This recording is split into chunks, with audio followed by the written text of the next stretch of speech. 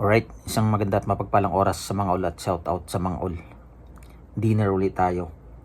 Ang niluto natin ngayon, chicken binagoongan. Yun. So, oras ulit natin, 6:30. Ako, saktong-sakto na naman to sa dinner na ginagawa natin ngayon.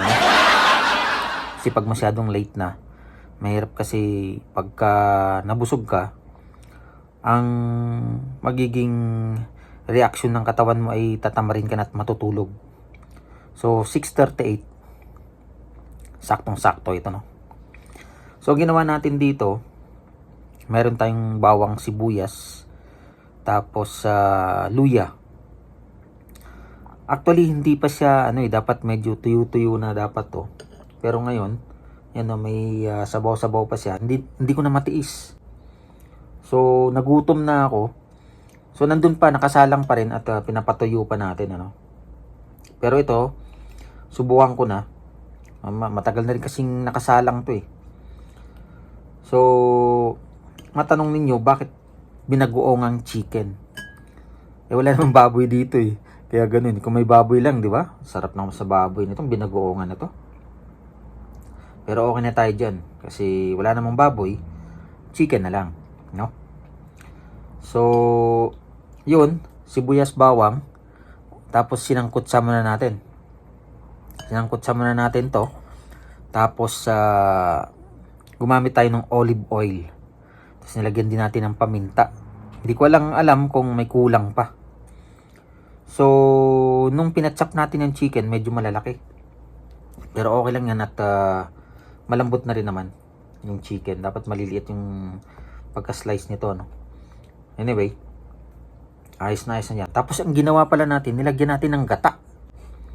So, alam mo yung Bicol Express? Kaso ito, wala siyang sili. So, in between ito, binagoongan at saka yung Bicol Express. So, try natin kung okay ba itong ginawa natin. Ito ay may sabaw siya. Pero i-diretso na natin sa kanin. Dahil pag sabaw parang hindi naman to sinigang nahigupin natin, di ba? So sabaw muna, nilagay natin sa white rice, no? Uy, grabe, sarap. Masarap pala ito. Astig. Ang ginamit natin gata rito yung coconut cream para medyo malapot-lapot ng konti. Ayos, solve na tayo rito. Lagyan natin ng try natin yung laman ng chicken kung talagang nanuot ba yung lasa. Ito. Sabayan na rin natin ng kanin.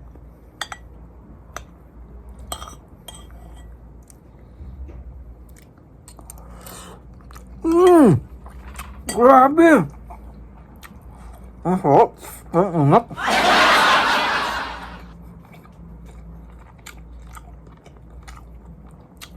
Nabigla ako dun. Mainit pala. Pero grabe, sarap. Ganun lang kasimple, no? Sibuyas, bawang.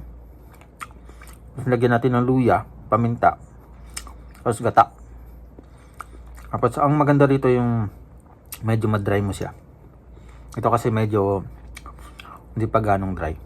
Uy, thank you pala sa mga patuloy na sumusuporta sa atin, sa mga nagko-comment dyan, sa mga silent viewers, kung mayroon, sa mga hindi pa nakasubscribe, subscribe na. Maraming salamat muli sa inyong patuloy na suporta. Shout out muna sa mga all. Pagpalain naman bawat isa, God bless everyone. Pagpatuloy ko lang to para sulit na sulit.